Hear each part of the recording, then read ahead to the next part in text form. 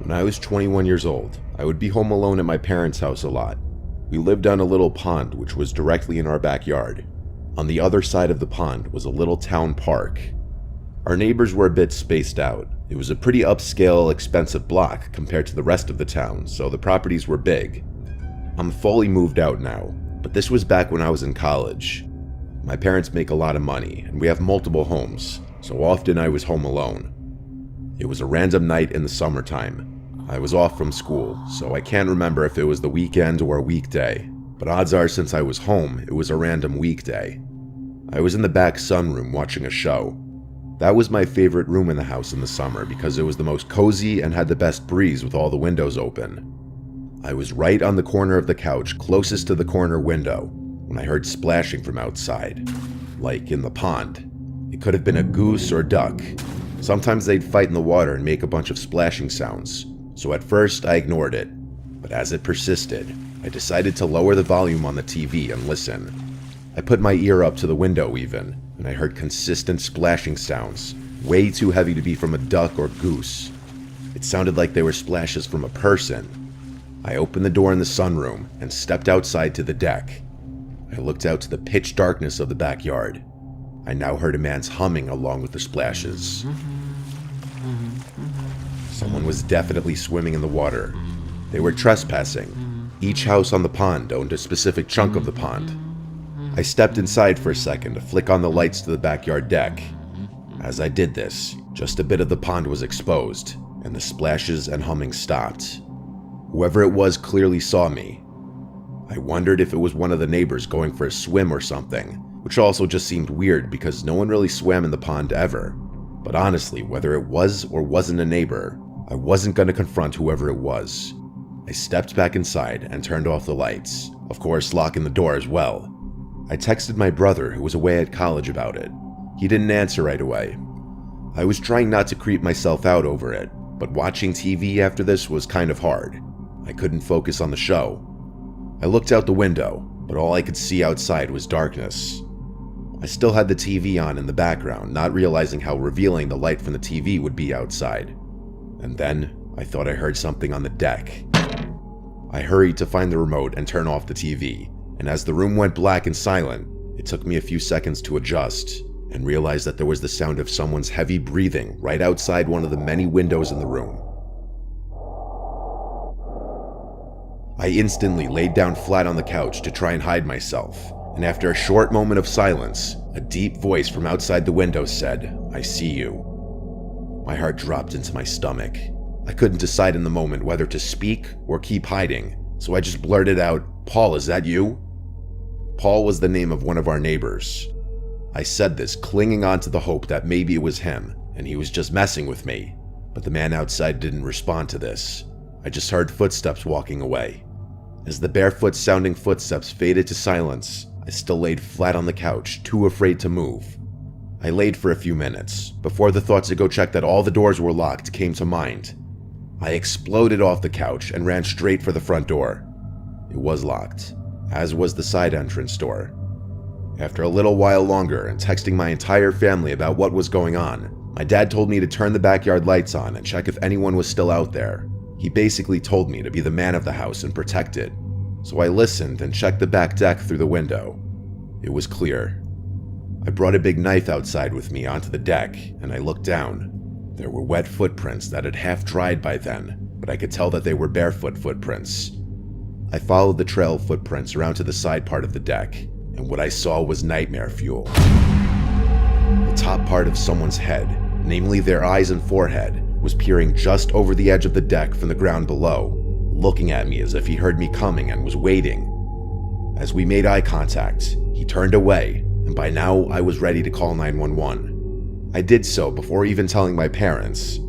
I locked myself inside, waiting for them, and when they came, I felt instantly better. They asked if our family had any enemies or people who don't like us, or if we have any problem neighbors. Questions like this. They did do a quick sweep of the property and then left. I decided to shut every window that night and run the air conditioning just for added safety. When I awoke the next morning, I was just delighted to see sunlight. I don't believe that man ever returned to our house, and we still don't know who it could have been.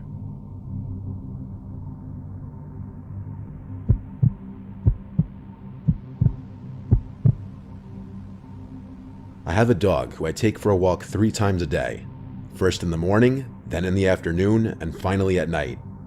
I take him on the same route every time, which is through our driveway exit, which leads to a cul-de-sac parking lot for the condominium complex we live in. This will make sense soon as to why I'm telling you this. On the night walk, I always go somewhat late. I'm not sure why, but it's been a habit ever since I've had him, and it's never been a problem for us.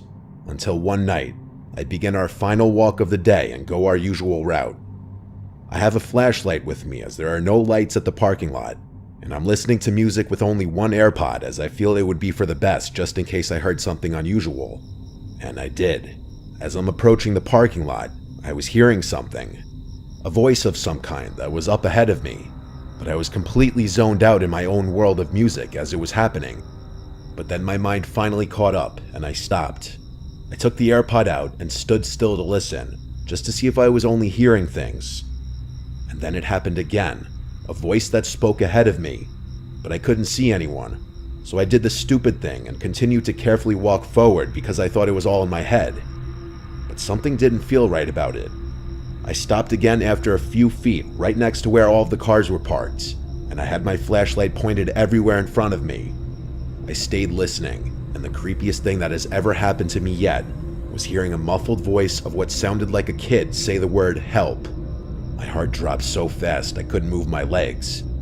I frantically pointed my flashlight everywhere to see where it was coming from. I was sure it was coming from the cars, but I was completely thrown off by this. But there wasn't a kid in sight, or anyone nearby. It was just me and my dog, who didn't seem to notice anything as he was just sniffing some bushes nearby.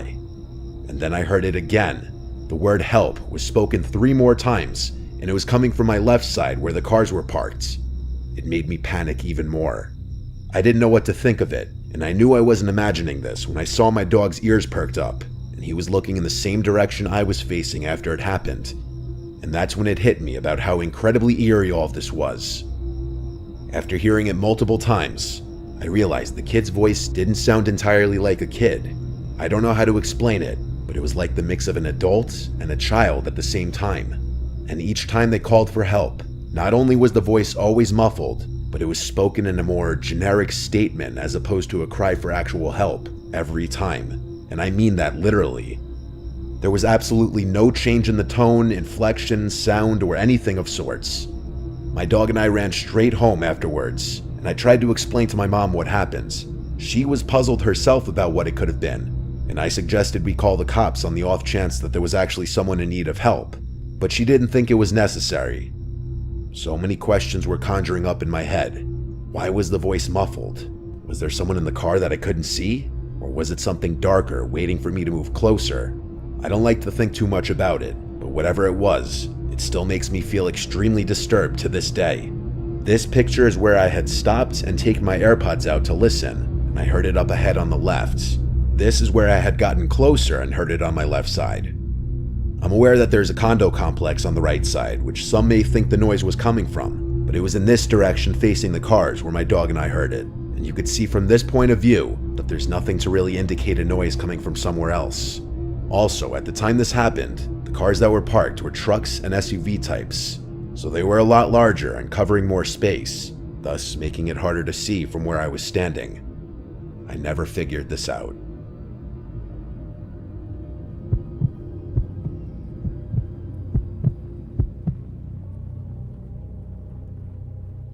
What I'm about to tell you is the reason why my parents moved out of a house that was in the family for 3 generations. I've struggled with depression most of my life. It's hard for me to shake the feeling of being useless. I'm doing much better now, but when I was a kid, it was horrible. Because of that, I spent a lot of time alone in my room. My house was nestled in a very woodsy area. There were trees on 3 sides of it and a forest separating it from any neighbors. My room was pretty big for a bedroom. It was in the back corner of the house, so the windows on 2 walls faced the woods. It was honestly pretty scary for a kid my age. It didn't help that I was also scared of the dark. Things started happening when I was around 10 or so. I was in the 5th grade, and I was at the age where it wasn't acceptable to sleep in my parents' bed after a nightmare, but I was still accused of having an active imagination. The first thing I noticed was my nightlight. It had different color settings, so if I wanted, I could change the LED around. I liked keeping it on red, which is what I fell asleep to most nights. One night, though, I woke up randomly in the middle of the night, which was unusual for me. I was really tired and fell back asleep in under a minute, but before I did, I noticed that my nightlight was a different color than the red I always left on. I didn't think much of it until about a week later. One morning, I woke up and realized my nightlight was once again not set to red like it always was. I asked my parents why they were messing with my nightlight, but they were confused and told me they didn't know what I was talking about. I explained what had happened to them, and they told me that the thing had always been glitchy. They knew best, so I accepted that answer for a while. At least until one morning after waking up to see my nightlight unplugged completely. It was just sitting there on the floor. Once again, my parents dismissed my concern and told me my brain should be focused on school. My dad said I was getting too old for a nightlight anyway. A few days later, my nightlight was missing completely. It had seemingly evaporated out of existence. Now I knew my parents were lying to me. They probably thought I should have outgrown the nightlight by then and took matters into their own hands. This incident caused a massive fight between them and I since both of us accused the other of hiding it, and neither of us was budging.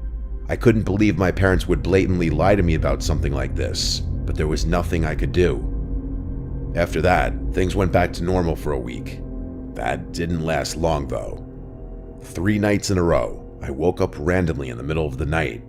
Each time, I had no idea what was waking me up. After it happened a 4th time in a row, I told my parents. They told me that I was going through puberty and that changes to my body are natural. The next time it happened, I stayed awake instead of falling back asleep. A few minutes after I woke up, I heard faint rustling noises from my closet. My parents didn't believe me. My dad even checked my closet, and there was nothing in there besides old toys and posters. The next 4 days remained the most traumatizing nights I've ever experienced in my life. I'd been woken up only to hear rustling in my closet. It was torture. I couldn't take it anymore. I begged my parents to believe me, and my dad got angry. He dragged me to my closet to prove there was nothing in there. He started throwing toys around my room, clearing the closet bit by bit, yelling at me the whole time. That is, until he pulled one of the posters off the wall. My mother and father stared in horror at the massive hole in the wall the posters had concealed. My mom started screaming, and my dad pulled out a flashlight. The hole was way too deep to see where it led, so my dad ran outside and began inspecting the outside of the house. There was a tiny hole in the dirt at the base of the house, and a little digging revealed that it was more than a divot. There was literally a passageway from the woods to my room. My mom and I were out of the house that night to my aunt's house. We moved out shortly after this. I stayed at my aunt's house until we did. I don't like thinking about this experience, but I'm gonna have to face it eventually. My parents also refused to talk about this incident, and I think it's partly because they feel some blame for not taking me seriously. It's chilling to think that there was a stranger in my room every night for over a month. I have no idea what they wanted, and will probably never know. If your kids come to you with something that sounds abnormal, believe them.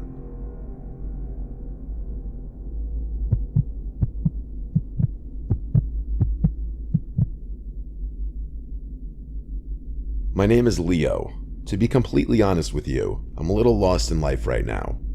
I won't get into it too much, but all you need to know is that my family situation is horrible. And for the past 3 years, I've tried to stay as far away from home as possible. My close friends from high school have been changing in ways I don't like, and I feel like my hometown has nothing to offer me anymore. I'm about to be a senior in college, and to be completely honest, I have absolutely no idea what I'm going to do with my life after that. Enough with the sob story, though. I was in Berlin last year for whatever reason, probably searching for a sense of place or trying to find a direction in life. I remember the name of the bar I was in, Reduja. I was there alone, nothing I'm not used to. I was getting ready to leave when I felt around my pocket and realized my apartment keys were missing. Just my luck. I stumbled out of the bar and began walking toward my apartment anyway. The whole thing was locked up. There was no way I was getting in there, and it was way too late at night to get a replacement set. I'm not sure what most people would do in a situation like this, but my first thought was to start looking for a place to sleep. As if my luck wasn't bad enough, it started raining. Eventually, I decided to sleep under a nearby bridge. I didn't even know where I was, but I was out of the rain and safe, so I was happy. As I was drifting off, I began picking up on some faint voices coming from across the river. I sat back up and saw what looked like 5 men standing on the opposite side of the river along with a little boat that was tied off. They didn't seem to notice me. It took me less than a minute to realize what I was watching. There was an honest-to-God drug dealer or something going down right in front of me. My German isn't great, so I wasn't really able to make out what they were saying, but several briefcases and duffel bags were exchanging hands, so I filled in the blanks myself. I thought about finding a new spot, but I didn't want to draw attention to myself by moving. I figured I'd just wait for this to be over, then leave. All of a sudden, one of the men yelled something aggressively in German and pointed a gun at one of the other men. There was a brief moment of silence before the other guy put his hands up and began talking really quickly. It looked like he was being set up. The other men stripped the man at gunpoint of his clothing and started confiscating his belongings. I didn't feel safe there anymore and got up slowly to move. As I did, I heard one of the men shout what roughly translates to, "There's someone there." I started running, not even turning to look at them. They shouted more things at me, but the only words I was able to understand were, "Don't shoot." I ran until I threw up and nearly passed out due to drunken exhaustion. There was no way they'd be able to catch me, but they could have easily killed me. Sometimes I still think about how I could have lost my life that night if those men had decided to fire at me. Sometimes I feel like I'm fated to run forever.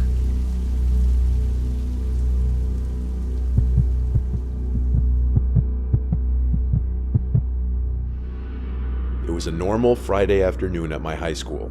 I was walking down a hallway with my friend Emma as she talked about God knows what. I was just trying to get through the day because I honestly had a lot to deal with at home as well as at school, being that my foster parents weren't the nicest people to say the least. As we walked past the lunchroom, I suddenly had to use the bathroom. I asked Emma if she had to go. She said no and that she would wait outside for me. I went into the bathroom and immediately noticed no one else was in there. I thought to myself, that was weird, because out of the multiple bathrooms in the school, this one was always packed at any given time. I shrugged it off and went into a stall, and a few seconds after getting in the stall and sitting down, I heard the bathroom entrance door open and shut abruptly, and someone entering the bathroom, but I didn't hear them move after entering. I didn't think anything of this. It wasn't really anything out of the ordinary. Maybe it was someone hiding from an admin. I went about my business. I stood up to button my jeans and read the writing on the bathroom wall. It was a bunch of random quotes and rants about teachers. Then I heard the door open again, and I assumed whoever was in here had left. I came out of the stall, and as I left the bathroom, Emma was looking at me with a weird face, almost like a "what the hell did I just see" face. I asked her what was up, and she asked me, "Who was that standing right behind you in the bathroom stall?" I got chills. I told her no one was in the stall with me and to stop fucking with me. She promised me she wasn't. She told me she actually came in seconds before I came out because she realized she did need to go. But then she saw someone else in the stall, standing with their shoes touching the back of mine. That's how close they were behind me in the stall. And she said she left immediately, not wanting to witness whatever was going on. I reiterated again I was the only one in the stall. However, I had heard someone come in, but I never heard them use the bathroom, and I had assumed they were hiding from an admin. That's when she told me no one went near the door until she came in seconds before I came out. I didn't believe in the paranormal, but this made my stomach sink. I found an admin and told her about it, and she pretty much tried to assure me that it didn't happen, that Emma was probably just messing with me. But Emma was never one to take things seriously or be serious in general, so when she looked me in the eyes with a serious face and told me word for word what she saw, I felt like it actually happened, and something really was in there with me, along with the fact that I heard the bathroom door open and close twice. I'm 18 now, and I haven't forgotten it since.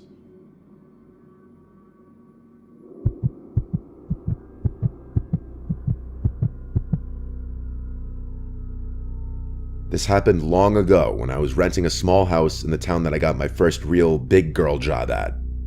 It was a small one-floor house with 2 bedrooms, 1 bathroom, and just enough living space for myself and occasionally hosting some people. I had been living there for a few weeks already. All was fine. The landlord, who I'll just call Michelle, was really friendly and understanding. I think she rented to me because she didn't want a male renting out her house. I'll skip unnecessary details and get right to the point. Something very weird started happening a few weeks into living there. One regular work night, I got a knock at the door. I went to the other side and said, "Who is it?" and no one responded. I didn't open it. No one should be knocking on my door late at night. It was early the next morning. I had finished getting ready for work and was about to leave.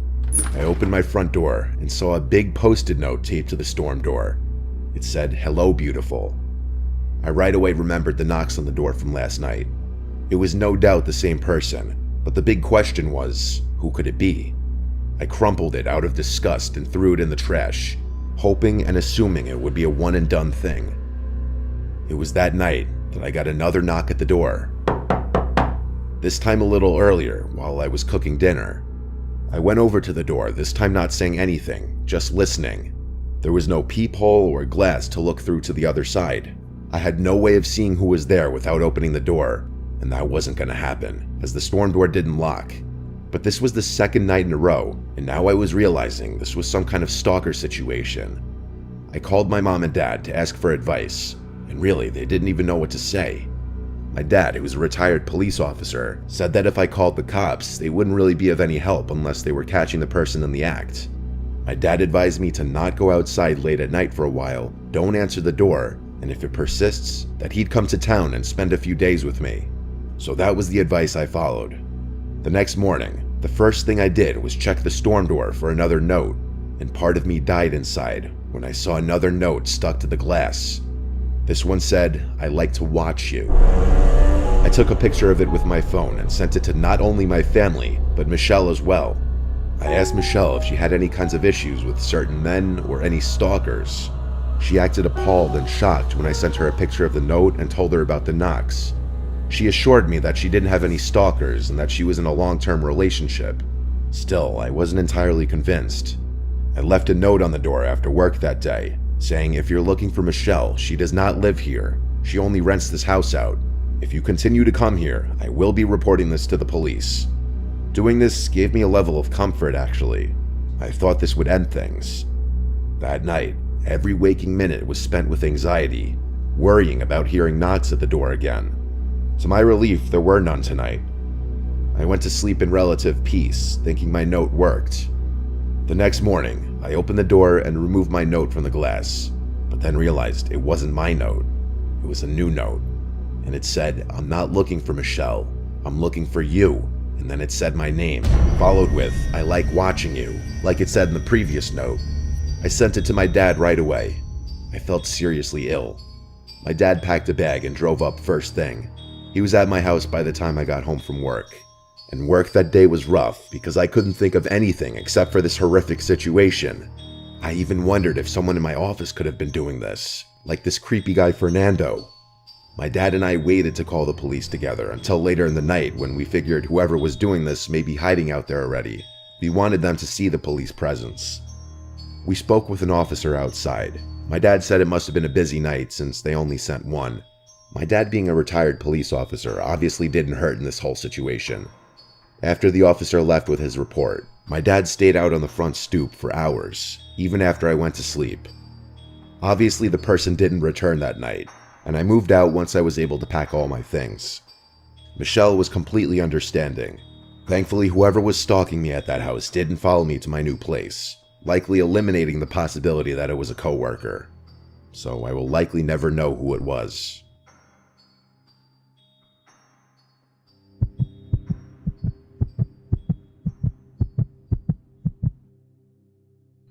I'll be honest with you, I've probably spent more time chasing women than I'd like to admit. I've had to tone it down a lot since college, partly because of what I'm about to tell you. I went to school in California, and while I haven't been back in a while, when I was there, the culture was very open. And when I say open, I mean sexual. This honestly could have been true for other colleges in other states at the time, but I really wouldn't know. It was my sophomore year, and I had just finished pledging the fraternity Pike. About halfway through the semester, though, I was getting sick of only talking to sorority girls that seemed to know half the guys in every frat.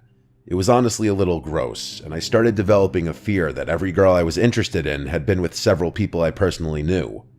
I tried my luck and created a Tinder profile. It wasn't long before I matched with someone whose interests seemed to match mine. We started talking, and things were going well. After a few days, we made plans to meet up at a local college bar called Tap House on a Saturday night. This was actually my favorite bar in the area because it had pool tables and I had been clearing racks since I was 10 years old. I remember getting there a little early so I could secure a table and warm my muscles up a bit. An hour passed though, and I came to terms with the fact that I had probably been stood up. I was trying to decide whether I should salvage the night or just go home and play online chess when I got a notification. To my surprise, it was Yamel, the girl I was waiting on, telling me she had just arrived. I greeted her, and she apologized for being late. We got some drinks, played some pool, and got to know each other. She was Latina and a heavy drinker, so I got plastered just trying to keep up. At one point, she asked for my Instagram, which I gave to her. 10 seconds later, I found myself staring at a collection of explicit photos she had just sent me. I was confused, but in my drunken state, I wasn't going to complain. Before I could even respond, she told me, "Your turn," which I figured could only mean one thing. Honestly, if I hadn't been so drunk, I probably would have questioned why we were sending pictures to each other when we were literally 5 feet apart, but I didn't have the foresight. I complied with her request. We laughed about the whole thing, and that was that. A few hours later, things at the bar were starting to wind down. I was planning on inviting her to my place, but she beat me to it, asking if I could spend the night at hers. I agreed, and we left the bar. I couldn't even walk in a straight line. It was honestly embarrassing. We Ubered to her apartment, which was actually in Oakland, something I hadn't realized before. Honestly, red flags should have been going off in my brain the moment we crossed into Oakland. She unlocked the door of her apartment and stepped aside so I could go first. I took a few steps inside and heard the door shut behind me. It was pitch black in there. As I was turning around to ask her to flip some lights on, the room lit up. To my horror, I wasn't facing a harmless 5'2" girl anymore. Instead, 2 massive bald dudes with tank tops were standing in front of the door with their hands clasped. I turned around, and there was another white bald dude in front of me. I wish I could tell you more about the room I was in, but it was honestly difficult for me to recall small details of that night. I couldn't fight or flee, so I just froze. The guy in front of me began telling me my own name, birthday, and age. He then went on to say that the girl I had just gone out with was 17, meaning I had received and sent explicit pictures to a minor. He then suggested that I do what I was told, which I did. The 2 guys behind me confiscated my phone, wallet, and keys, all of which I gave up without a fight. I asked the guy in front of me what he wanted, and he basically told me that he was a major distributor of illicit substances in Northern California. He told me that I'd be outed as a pedophile if I didn't distribute his product to my fraternity and university. I wish I could remember more specifics. The 2 men behind me then gave me a piece of paper and told me to write down my address, followed by a list of names and numbers for as many students as I knew. I told them that I'd need my phone to complete the list, so one of them held it firmly in front of me and let me scroll through. All 3 of them were hovering over me now, knowing I was basically checkmated. I don't know what compelled me to do it, but the literal second I saw a chance, I ran. I was too drunk to think about the consequences of those pictures on my phone. I narrowly escaped out the door I had entered from and ran as fast as I possibly could. It's not like I was safe though. I was still smack dab in one of the most dangerous places in America. Eventually, I found a nice looking house and begged them to open up. I pleaded with them to let me use their phone and call 911, and then I told the police everything. But of course, I didn't remember the address of that girl's apartment. An officer picked me up and took down a report before asking me if I would be okay leading them back to that apartment. I was actually able to retrace the way I had run, and I waited in one of the squad cars as the police barged in. After a few minutes, an officer told me that the place was completely deserted and there were not any signs that people had even been there. In the following weeks, the police actually took my report seriously and launched a full-scale investigation. They concluded that it was probably gang-related, but were never able to arrest anyone. That was years ago.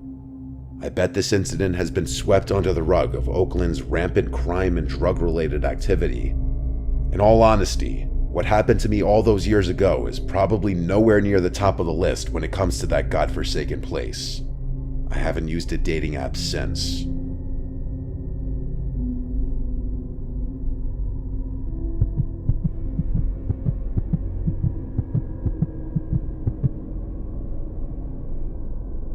I've been smoking cigarettes every day for years.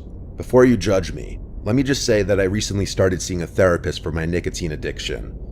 Unfortunately, it hasn't helped much. The only thing worse than my nicotine addiction is my sleep schedule. I don't know what it is. I find myself staying up hours past midnight and rarely get out of bed before noon. While I'm trying to fix these parts of my life, they're extremely relevant to what I'm about to tell you. It began a few months ago. I was standing on my balcony, like I do most nights, smoking a cigarette. I live in a really secluded neighborhood. It's not like the houses around here are right next to each other. Despite this, I have a neighbor whose fence I can see over if I'm standing on my balcony. I'm not nosy or anything, but this particular night, I was looking into his yard. I had never met the guy, but I assumed he lived alone since there was only ever a navy blue BMW parked in his driveway. But not this night, though. There was a black van I'd never seen before sitting in front of his house. I didn't make anything of it, just noting the coincidence to myself. The next night, though, I made it a point to pay attention to his yard, and the same black van was parked there again. I didn't assume something sinister was going on. I was more intrigued than anything. The following morning, I went up to my balcony and looked into his yard. The van was gone. For the remainder of the week, I made a game out of observing the van at night, theorizing its purpose. I said I wasn't nosy, but I sure am obsessive. It's actually the main reason most of my friends drifted out of my life. I wasn't going to do more than observe, though. It wasn't my business or place to poke around further. That is, until one night, when I saw something that completely changed my perspective of the situation. I was up later than usual. It was maybe 5 in the morning. The van was there, as it had been the past several nights. I was smoking my last cigarette when my neighbor actually walked outside, something I hadn't seen yet. I watched as he made his way to the van, carrying what appeared to be a long black bag. It almost looked like a set of golf clubs, only much heavier. After opening the van's sliding door, he delicately placed the bag inside. He promptly got in the driver's seat and sped off. I was dumbfounded. I had absolutely no idea what he could have been carrying. I was exhausted though, so I figured I'd think about it more the next morning. The next day, I decided that I'd go out on my balcony a little earlier and wait for the van to arrive at his house. I brought my laptop up there so I could get some work done and wait. It was around 10 p.m. and the van wasn't in the driveway, but around 1 a.m. the van pulled in. I quickly shut my laptop and watched. Nothing happened for a good several minutes, like the van just sat there, engine running and all. After about 5 minutes, the driver door opened and there he was. I watched as he went around to the side of the van, then slid the door open and pulled out the same bag that he had put in the night before. He seemed to be struggling this time around, visibly trying not to crack under the weight of whatever was in there. After waddling a few slow steps, both he and the bag disappeared into his house. I didn't know what to think. I thought about waiting there until 5 a.m. again, but that would be far too taxing on my brain. Something was definitely wrong though, and I was determined to find out what. The next morning, I flipped a coin and ultimately decided to follow his van when he pulled out that night. After a pretty unproductive day, I went up to my balcony around 4 a.m. and waited, cigarette in hand. As soon as I saw movement in his driveway, I rushed downstairs, grabbed my keys, and got in my car. I turned my headlights off and waited for the van to turn onto the main road. Once it did, I began tailing it. After 20 minutes of driving, he pulled onto a dirt path that looked like it led into the woods. It did. I followed, and the woods actually started thinning up a bit. It seemed like this path had once been a main road or something. We drove for another few minutes before I realized what his destination was. There was a deserted gas station literally tucked away in some clearing in the woods, and right in front of it was the BMW I'd always seen parked in his driveway. I feared I was getting too close, so I turned my car around and parked across the street from the dirt road. I must have waited there an hour. His BMW finally pulled out of the clearing. Nervously, I started driving back up the path, not sure what I'd find. I pulled over on the side of the road and started walking towards the gas station. It was eerie. The front door was locked. I walked around to the side. That was locked as well. So was the back door. I needed to know what was inside. There was a row of windows that I tried to open, but none of them would budge. Against my better judgment, I picked up a rock and slammed it into one of the windows. It shattered pretty easily, but there must have been a security system in that place because alarm bells started blaring. I sprinted back to my car, the whole time wondering why an abandoned gas station would be rigged with an alarm system. As I sped out of there, I called 911 and gave them a vague description before hanging up. I got back to my house and ran inside, my heart still racing. The next morning, I woke up hoping the whole thing had blown over. Boy, was I wrong. I went up to my balcony to see like 8 police cars in my neighbor's driveway, lights flashing and everything. I watched as an officer escorted my neighbor out of his house in handcuffs. One by one, the police cars drove away and I was left to my imagination. I lit a cigarette and stood there, finally alone with my thoughts. I've asked the police for details on several occasions, but they would never answer my questions. I've even tried driving back up to that gas station, but the whole road had been blocked off. Maybe one day I'll work up the courage to walk through the woods and go looking for answers.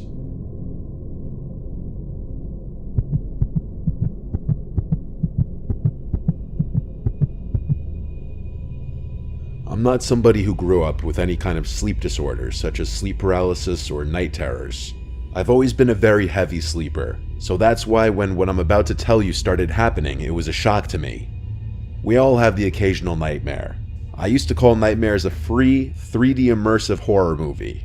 To most, that will probably sound freakish, but in a weird way, I sometimes like the thrill of waking up after a nightmare. I was living with my one roommate, Patricia. I just called her Trish. We had very different schedules with work, so we didn't see each other much besides on the weekends. This happened in July. I remember because it was so hot out that I had the window AC unit on full blast every night, which also provided a white noise that helped me sleep better. It was the first night that I had the nightmare, a few days after my ex and I had broken up, and life wasn't exactly the best. I had a dream that I vaguely remember for the most part, but the part that I vividly remember is being in a room full of my family members sitting quietly around a dinner table, and standing across the table from me was what I could best describe to be a creature that looked like one of the aliens from the movie Signs, only with horns and claws. It looked like what you'd imagine a sleep paralysis demon to look like, only I was still fully asleep and dreaming. The next thing I knew, the thing was standing next to me, looking down at me. I started to run away in my dream until I was in my room, or I guess my brain's version of my room. That was the last of that dream I remember before waking up. My room was pitch black and the AC fan was on full blast. My heart was racing a bit from the dream, and I sat there thinking, wow, that was a creepy dream. I looked around the room naturally before laying back down and going to sleep. The following night, I woke up in the middle of the night to my bedroom door open, which I usually 99% of the time would leave shut unless I was drinking. My immediate thought was that it was Trish checking if I was home. I went up to go shut it and went back to sleep fairly quickly. I asked Trish if she came in my room the next day via text, and she told me she did not. So it was always possible I just took a midnight trip to the bathroom or kitchen that I didn't remember. It was the following night that I had another nightmare. That same demon creature from my previous dream appeared again in this one. This one was a lot more disturbing. Instead of being with my family, I was in a dark, square, empty room with the thing, and it kept getting closer to me. Oddly, I don't remember the thing actually moving its limbs to walk. I just remember that it kept getting closer and closer until it was on top of me. And then, like I couldn't even move, the thing took a claw to my thigh and scratched me, and I actually think I felt the pain in my dream. Then, the next thing I remember is waking up. I don't mean I woke up right after that. I mean I don't remember what happened after that in the dream. But it was dark in the room once again, AC on full blast. I felt a slight stinging feeling on my upper thigh. I felt it with my hand, and I actually felt like I felt something on the skin. I rushed to the bathroom and looked in the mirror, and I screamed out loud when I saw a gash in my thigh. I went to Trish's room and turned on the light, waking her up. She asked how the fuck I got that, and I screamed I don't know. We went to my room together and flipped off all the sheets and covers off the bed, looking for any kinds of bugs or spiders or any sharp object I could have laid down on, which, yes, I understand makes no sense, but what else were we to think? Trish then looked at me and said, "Wait," and put her finger to her lip. She turned off my AC unit, and for the first time in days, the room went quiet. It all became sickeningly clear in an instant, as we both heard a sound from under my bed. The kind of faint sound that you sense from another person just existing in the room. I'm impressed at both of our ability to not scream right on the spot as we both looked at the bed and then at each other, and then left the room and then the apartment. We knocked on the neighboring apartment door until he answered. We asked him for help. Someone was in our apartment. He was an older guy, so I don't think we expected him to go fight some stranger in our apartment. He let us use his phone to call 911. At some point while waiting for the police, we heard a door outside slam shut. It sounded like our door. None of us could look out the window in time to see who it was. When the police got there, we confirmed the intruder was gone. We did leave all the lights on in the apartment when we ran away though, and left in a rather sudden fashion, so the intruder definitely knew that we knew. And then came the reflection I had of my dreams, and what they actually meant. That demon in my dreams was supposed to be him, even in the first dream. And with my door being open that night, that means he or she may have been roaming around our apartment at night, possibly eating our food. And to think this person actually scratched my thighs so hard it left a mark, it's actually really disturbing to think about. This forever changed my outlook on dreams and nightmares.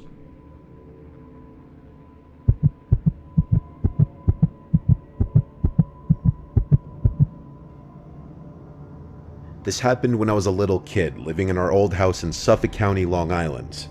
I'm gonna say I was about 6 or 7 years old. My older brother and I shared a bedroom on the top floor that used to be a separate apartment that my dad rented out to an old lady, but she moved out, and so the upstairs was mainly for my older brother and I at that point. The layout was as follows. At the top of the stairs, on the left was our bedroom, which used to be the old woman's living room.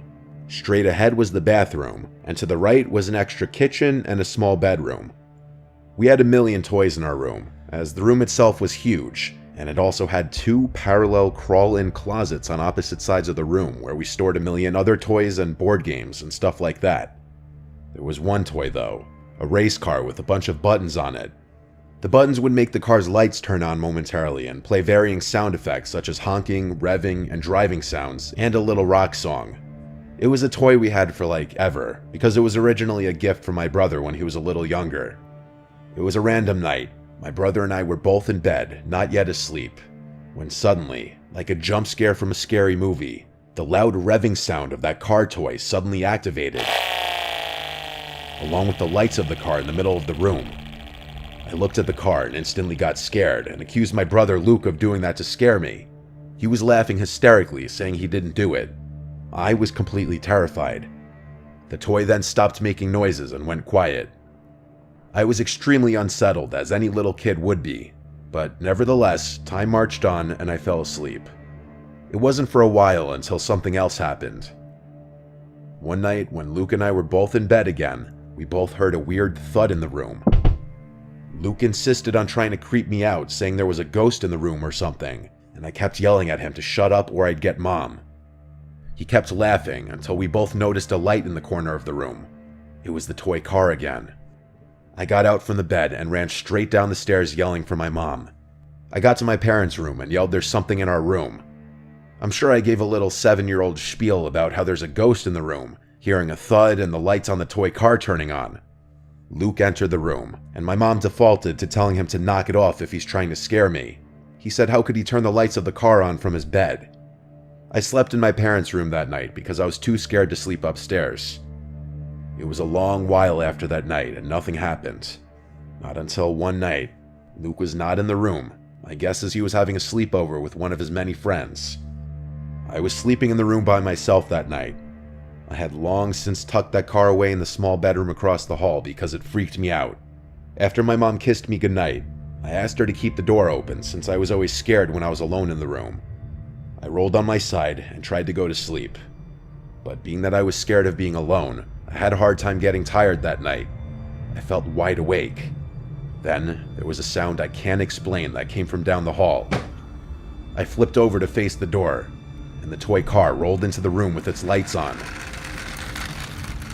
I let out a scream straight from the bottom of my stomach as I cried for my mom and pressed my body up against the wall. Moments later, my parents both came up the stairs into the room, noticing the car on the floor. I screamed that someone pushed the car into the room. My dad went to go check the other rooms, but said there was no one there. There weren't any places to hide up there besides the closets and under the beds, and my dad checked all of them. I don't know what my parents thought in that moment. On one hand, they probably thought the toy was malfunctioning or it's just my imagination. But on the other hand, I think they were also slightly freaked out. That toy car didn't have a feature to move on its own. My dad smashed the toy and threw it in the neighbor's trash to make me feel better. I slept in their room for a while until my dad forced me back upstairs eventually. This story is the reason why I believe in the paranormal and something after death.